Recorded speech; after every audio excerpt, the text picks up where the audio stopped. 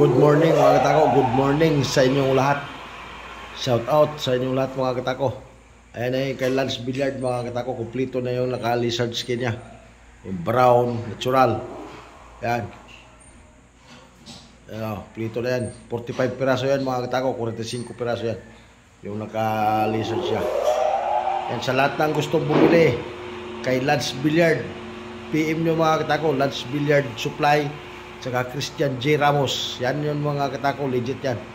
Legit na legit yan sa Silang Cavite mga katako. PM nyo na lang sila. Makikita nyo yan, search nyo lang Lance Billiard Supply, Silang Cavite o kaya Christian J. Ramos mga katako. Yan ah. Oh.